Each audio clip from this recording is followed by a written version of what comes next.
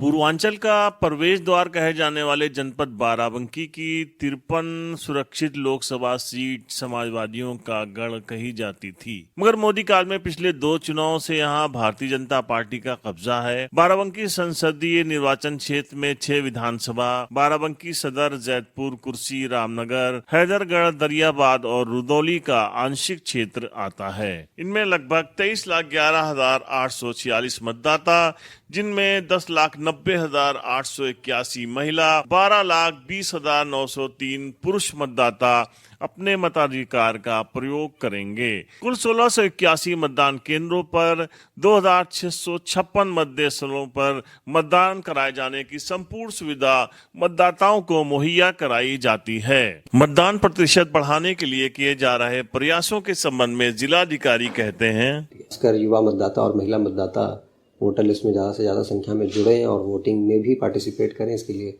सभी कॉलेजेस में अभियान चलाया जा रहा है, सभी ग्राम पंचायत में आंगनवाड़ी केंद्रों पे चलाया जा रहा है, सभी जगहों पे रैलियां निकाली जा रही हैं, घर घर संपर्क करने का प्रयास किया जा रहा है BLOs के माध्यम से। आकाशवाणी के माध्यम से मैं सभी लोगों से अपील करना चाहूँगा कि शीघ्र ही लोकसभा चुनाव भी हमारे घोषित होने वाले हैं, तो सब लोग अपना अपना नाम वोटर लिस्ट में ज़रूर जुड़वाएं और जो मतदान की तिथि होगी उस दिन जाकर जरूर मतदान करें। 2014 में नरेंद्र मोदी की लोकप्रियता के बीच हुए चुनाव में भाजपा की प्रियंका सिंह रावत ने कांग्रेस के PL पुनिया को 2 लाख से अधिक मार्जिन से हराकर एक नई इबारत लिख दी, क्योंकि पहली बार सपा के प्रत्याशी को यहां चौथा स्थान प्राप्त हुआ। वर्ष 2019 में भाजपा ने जैतपुर के तत्कालीन विधायक रहे उपेंद्र सिंह रावत को आजमाया और ये प्रयोग सफल रहा। उपेंद्र रावत ने 1,10,000 से अधिक मतों से सपा के रामसागर रावत को हराकर जीत हासिल कर ली। विजयी उम्मीदवार उपेंद्र रावत को कुल 5,35,917 वोट 46.74%, उनके निकटतम प्रतिद्वंदी रहे सपा प्रत्याशी रामसागर रावत को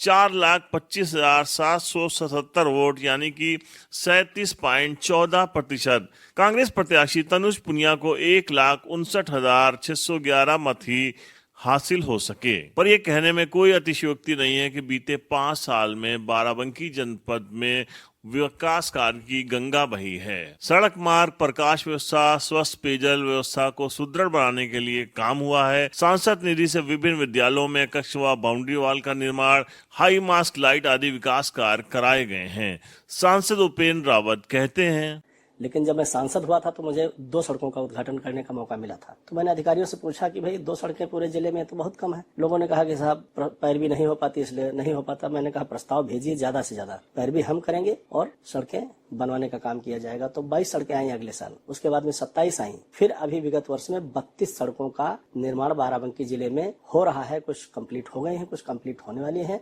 जिनकी लागत 350 करोड़ रुपए से 350 करोड़ रुपए की लागत से पूरे जिले में सड़कों का निर्माण। सिर्फ PMGSY की बात मैं कर रहा हूँ, बाकी PWD जो है वो जिसके 3 खंड हैं अपने बाराबंकी जिले में, वो तीनों खंडों मिलकर के पूरे जिले में सड़कों का जाल एक बिछा रहे हैं। गंभीर बीमारियों के लिए अगर देखा जाए, जो गंभीर बीमारी होती है, जिनका आयुष्मान भारत स्कीम में नाम नहीं है, उनके लिए भी रास्ता खुला है। तो ऐसे आज तक जो है 790 लोगों को, जिनको हमने चिट्ठी लिखी है मुख्यमंत्री जी को या प्रधानमंत्री जी को, तो दोनों जगह से कहीं से भी एक जगह चिट्ठी लिखते हैं, 5 लाख रुपए तक आता है और उनको इलाज करा करके उनकी जान बचाने का काम किया गया है।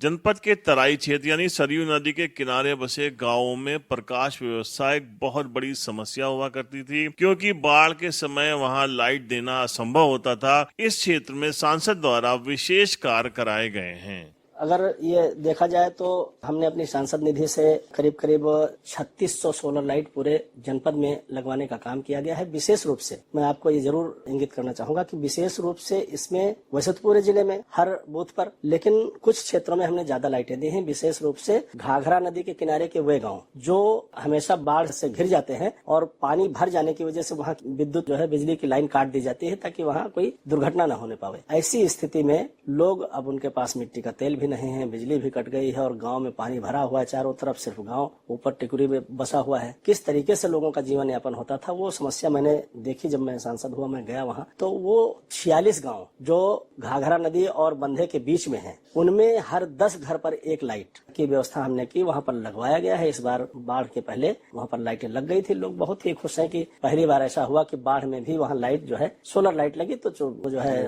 हाई विद्युत हाई मास्ट लाइट, उसके भी करीब 450 पोल पूरे जिले में विभिन्न चौराहों पर और बड़े बड़े जो है सार्वजनिक स्थानों पर हमने लगवाने का काम किया है, जहां पर ठीक ठाक से लाइट व्यवस्था हो रही है। सभी थानों में लगवाया, सभी पीएससी और सीएससी पे लगवाया, क्योंकि लोग रात में वहां जाते हैं, इलाज कराते हैं। अंदर तो लाइट है, लेकिन बाहर लाइट की कमी की वजह से कहीं सांप कीड़ा इस तरीके से दुर्घटनाएं भी हुई। नकरसेन आश्रम है देवकलिया में, देवा में, वहां पर भी मेला लगता है, लोग आते हैं, श्रद्धालु आते हैं, तो वहां पर रैन बसेरा बनवाने का काम। और धनोखर तालाब बाराबंकी का जो चर्चित तालाब है, तो उसमें भी जो अभरण बना है, चक्र तीर्थ बना है, उसमें उतर करके जाने के लिए सीढ़ियों का निर्माण, और वो उसके लिए भी हमने जो है 20 लाख रुपए दिए। कुछ विद्यालयों में जो है वाटर कूलर, 5 विद्यालयों में वाटर कूलर का निर्माण। तहसील बार एसोसिएशन हैदरगढ़ में वकीलों के बैठने के लिए जो है उसका भवन का निर्माण हुआ। बाकी सभी तहसीलों के लिए हमारा प्रस्तावित है, उसमें भी 15-15 लाख सभी तहसीलों में हमने देने का प्राविधान किया है। और बाराबंकी जनपद का जो बार एसोसिएशन है उसमें 20 लाख रुपए देने की व्यवस्था हमने की है।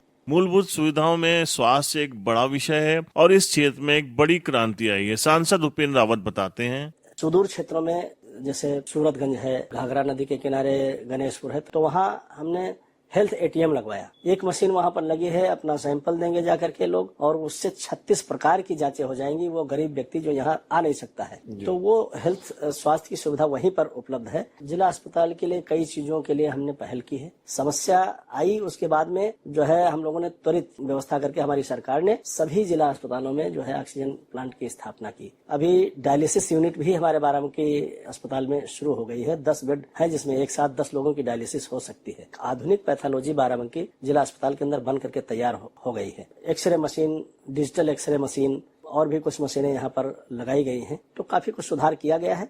केंद्र और प्रदेश सरकार की योजनाओं के क्रियान्वयन में ये जिला एक मॉडल के तौर पर उभरा है। यहाँ के जिलाधिकारी सत्येंद्र कुमार बताते हैं।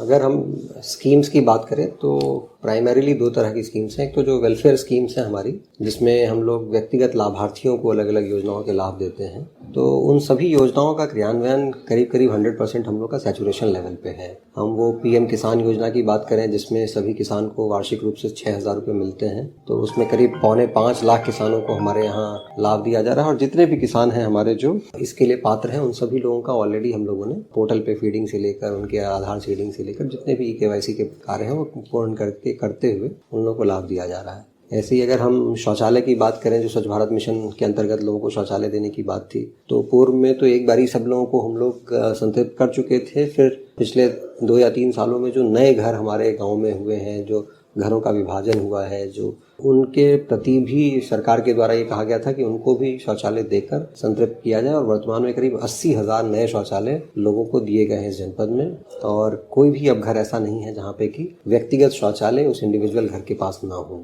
ऐसे ही अगर हम प्रधानमंत्री आवास योजना की बात करें या मुख्यमंत्री आवास योजना की बात करें, इसमें भी करीब करीब सैचुरेशन लेवल पे हम लोग हैं। जितने भी ऐसे आवास विहीन लोग थे, उनके कच्चे घर थे, उन सभी लोगों को आवास देने का कार्य किया गया है। इसमें बड़ी संख्या में हम लोगों ने लोगों को आवासीय पट्टे भी दिए हैं। अगर कोई ऐसा आवास विहीन है जिसके पास अपनी आबादी की जमीन भी नहीं है, तो उसको ग्राम समाज के आवासीय पट्टे की भी भूमि दिलाई गई है, ताकि वो लोग अपना घर बना पाएं। तो ये हम पेंशन योजनाओं की अगर बात कर लें, तो ओल्ड एज पेंशन है हमारा, या फिर दिव्यांगजन का पेंशन है, या निराश्रित महिलाओं के लिए विधवा पेंशन है। तो इन सभी प्रकार के पेंशनों की भी व्यवस्था जो है वो सरकार द्वारा की जा रही है। और केवल इस वित्तीय वर्ष की बात हम करें तो करीब करीब 35,000 नए लोगों को ओल्ड एज पेंशन स्वीकृत किया गया है। और जनपद में करीब 1.5 लाख से ज्यादा लोगों को जो है ओल्ड एज पेंशन दिया जा रहा है। तो बड़ी संख्या में सभी योजनाओं के लाभार्थियों को चिन्हित करते हुए संतृप्तिकरण का प्रयास में लगातार जारी है। योजना के लिए जो लाभ दिन प्रतिदिन लाभार्थी दिन प्रतिदिन तैयार होते जाते हैं, उनको भी चिन्हित करते हुए संतृप्त किया जाता है। देखिए, एजुकेशन डिपार्टमेंट में अगर देखें तो 2 मूलभूत चीजें हैं जो की जा रही हैं वर्तमान में। एक है उसके इंफ्रास्ट्रक्चर डेवलपमेंट से रिलेटेड। इंफ्रास्ट्रक्चर डेवलपमेंट के लिए ऑपरेशन कायाकल्प चल रहा है, और ऑपरेशन कायाकल्प में हमारे यहाँ 18 पैरामीटर पे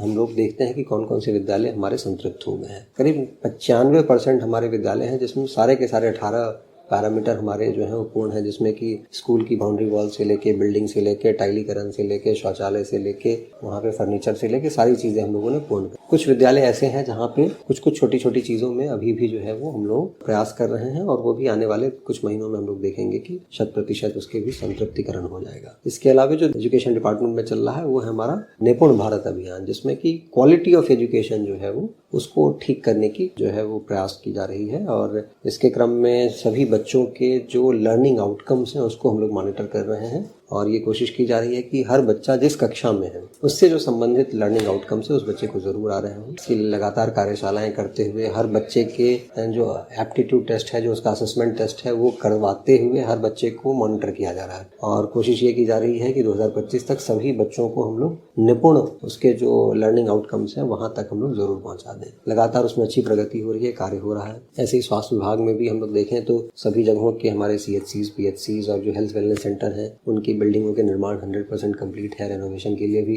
सरकार द्वारा जो है धनराशि उपलब्ध कराई गई थी, वो भी हमारा सारा काम चल रहा है। वहाँ पे आयुष्मान भारत योजना के लाभार्थी जो है उनको लगातार लाभ विशेष रूप से पहुँचाया जा रहा है। तो सभी योजनाएं जो हमारी सरकार की चल रही हैं, जो स्वास्थ्य विभाग से संबंधित हो, जैसे जननी सुरक्षा योजना है, उसके अंतर्गत लोगों को लाभ दिया जाना है, या एम्बुलेंस की सुविधाएं हैं, ये सभी योजनाएं ग्राउंड लेवल पे प्रॉपरली इम्प्लीमेंट की जा रही है।